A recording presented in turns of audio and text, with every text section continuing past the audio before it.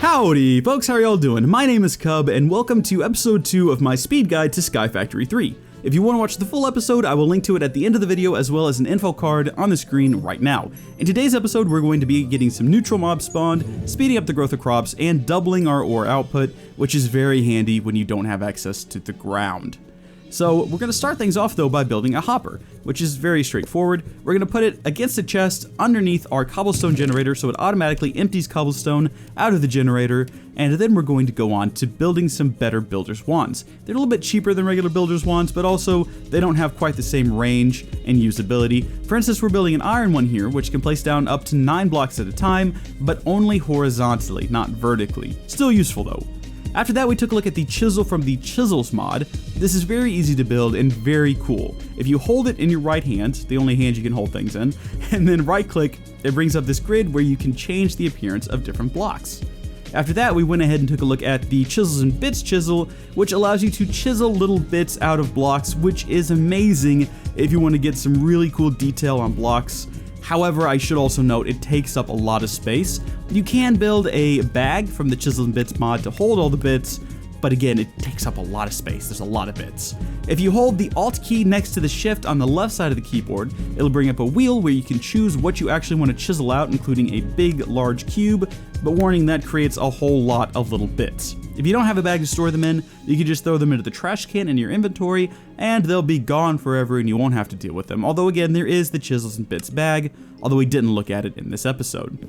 Once I had that done though, I was ready to build an area to plant some crops and also to spawn some mobs. So to do this, you want to build a platform at least 24 blocks away from your spawn block. I would recommend a little bit further. You're going to need to cover it in dirt, which took a little while, but fortunately we have a ton of cobblestone because we've automated the cobblestone generator, and dirt, while it was tedious, it did give me a lot of wood in the process of collecting the material to make the dirt, so we got some nice fences out of the deal, right? Afterward, you're going to use the grass seeds, which you should have gotten in the last episode when you were sifting through dirt. If not, just go sift some more dirt. It will give you grass seeds. You don't have to cover the entire ground because grass does spread, and fortunately, you can speed that up by building a watering can, which is just some stone and a bowl. This is going to speed up the spread of grass and the growth of other crops. Just hold down right click over a source block to fill it up, and then hold down right click over dirt, and as you can see there, it speeds up the growth of grass. It also speeds up the growth of other things, including wheat. Now I went ahead and did wheat, and here's a tip. If you right click on a grown crop, it will collect it and a seed and leave a seed planted. Very useful. But I went ahead and got wheat so that I could build some bait to lure in a cow. Now if you just leave this area long enough, eventually mobs will spawn naturally, or if you have some grass and you have some water, you can build this bait, and there's bait for all the different animals in Minecraft. You can place it down, you can leave the area, and you don't actually have to be gone for very long. It only took mine about 30 seconds and then came back and there was a cow. And this is great if you want to just speed up. Again, it will happen naturally if you just leave the area alone long enough, but baits do make it a lot faster, and also it helps you get the mob you're looking for. So after that, I wanted to use the tiny torches we discovered last episode using mini charcoal to light up this entire area. Unfortunately, I discovered that they don't really light up very much, so I had to do some remodeling so I could fit in some regular torches and keep monsters from spawning, because the last thing we want is monsters over here. We have another platform for that.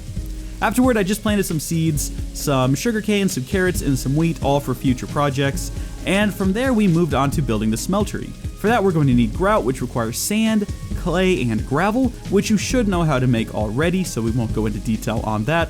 After you get your grout, though, iron grout, you can put it in a furnace to get your little bricks, smeltery bricks, these seared bricks, which you need to build the smeltery controller, the seared tank, what else? There's a lot of different things you have to build for this. A casting table, a drain, a faucet. Those are sort of the bare minimum, and they're pretty easy to build. You're also going to need lava to power this thing, so make sure you have some cobblestone in a crucible somewhere cooking up into lava. Now, you're also going to be building these seared bricks. This is kind of the base of the smeltery, and you can build it any way you want to, as long as you do, again, have the controller, a tank, and a drain to actually get the stuff out of it. You're also going to need to build a casting table, and you're going to need to put that a level below the drain so you can actually drain things out. And you can see me doing that here, and you can also see me attaching the faucet to the drain so that we can right click on it and get the material out. Now once you add all the walls, assuming everything is correct, the controller will light up on fire, showing that, hey, this smeltery is ready to go. From there, you're just going to need to go over to your crucible with your bucket and get your lava, put it in the tank.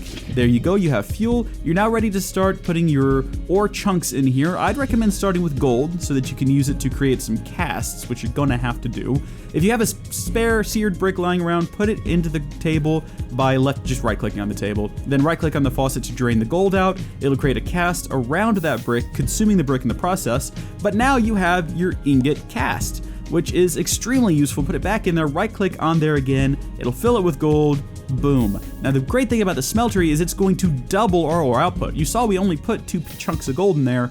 We're getting a lot more out. So that's how you double your ores early game, and that does it for this episode. So if you've enjoyed it, please do give it a like, or don't, do whatever you want to. Tune in next time. If you're gonna watch the next episode, now I would highly recommend that you go ahead and start sifting through a lot of sand and a lot of dust, because we're gonna need it next time. Until then, thank you folks for watching, God bless you, and I'll see you later. Oh, and just a reminder, if you wanna watch this full episode, you can do so by clicking the video on the left.